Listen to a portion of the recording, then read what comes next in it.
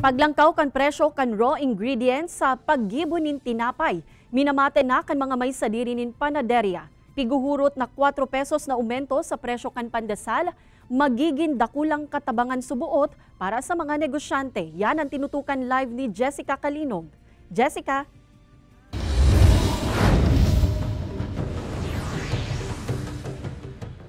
Kate po kan magkaigwanin krisis sa petrolyo asin magkaigwanin kariribukan sa pagultanan kan nasyong Ukraine asin Russia. Nanotara naman ang padikit-dikit na paglangkaw sa presyo kan mga sangkap sa paggibo nin tinapay arog na sanakan arina asin asukar na imported an raw material sa paggibo kaini. Haros-ro semana na nga ni daakon magkaigwanin price increase sa arina asin asukar na nagpapakol o naghihiro sa 10 pesos hasta 50 pesos kada bag o sako.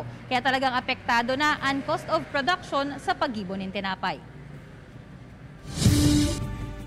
Dakulang agyat ngunyan para sa pamilya ni Aida Estunido kan Barangay San Miguel, Iriga City kung paano makakasabay ang operasyon kan sa indang bakery sa padagos na pagmahal kan mga ingredients sa paggibo nin tinapay. Kada aldaw nasa 6,000 hasta 30,000 na pidaso nin man iba-ibang klase nin tinapay ang pigpuproducer ninda. Kaya mga desakong sangkap naman ang sa indang pigbabakal.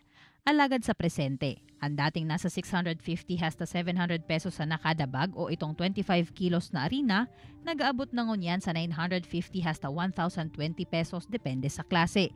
Mantang ang kada kilo kaini, nagpapakol nasa 39 pesos hasta 40 pesos.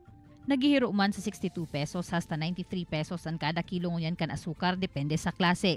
Ang 50 kilos o sarong sako man kaini, nag-aabot na ngunyan sa 3,080 pesos hasta 4,280 pesos ang presyo.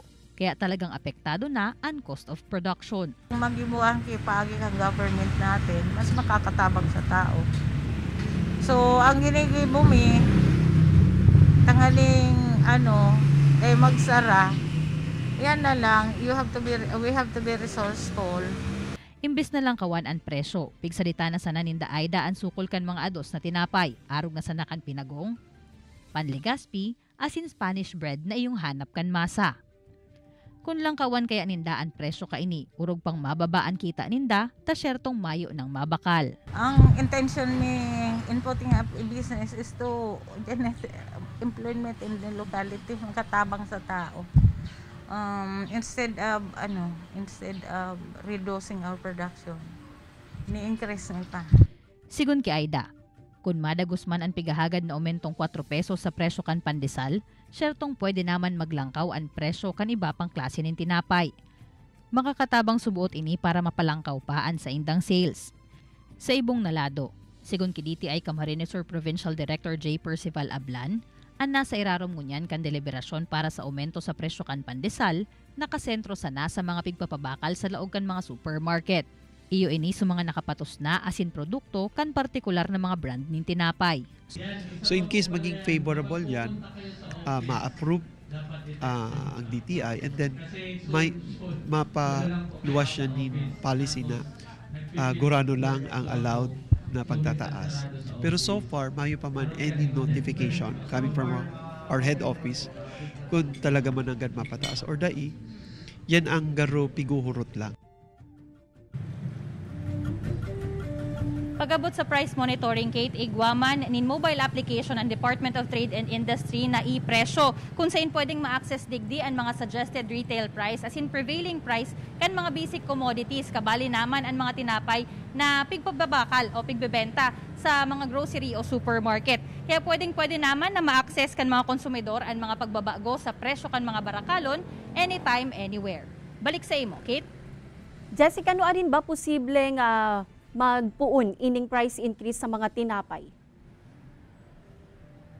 Sa presente, Kate, nagpapadagos pa ang deliberasyon kan Department of Trade and Industry patungkol tigdi sa pigahagad na price increase sa pandesal o Pinoy pandesal. Alagad sa mga masunod na semana piglalauman na magkakaigwanan ng resulta ini pero at data paaram kung maaprubahan ba ini o dai.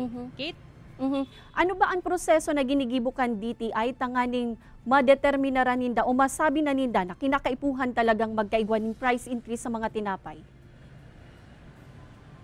Pag-arog kay ni Kate, igwanin Price Coordinating Council ang DTI kung saan pigbibilog ini kana mga konsumidor, kan mga negosyante, asin kana mga government entities. Kung sa indigdi man piglalatag kan specific organization, halimbawa ini nganing sa tinapay, organisasyon kan mga nagigibon ng tinapay, an kamauutan ninda kung taano takaipuhan na ba na maglangkaw nin presyo kan sa indang mga produkto. Asin digdi pigihiling kana Department of Trade and Industry kung tama ba or panahon na ba na talagang langkawan. Alagad may mga limitasyon man giraray ini tanganing abot kaya man giraray kan mga konsumidor.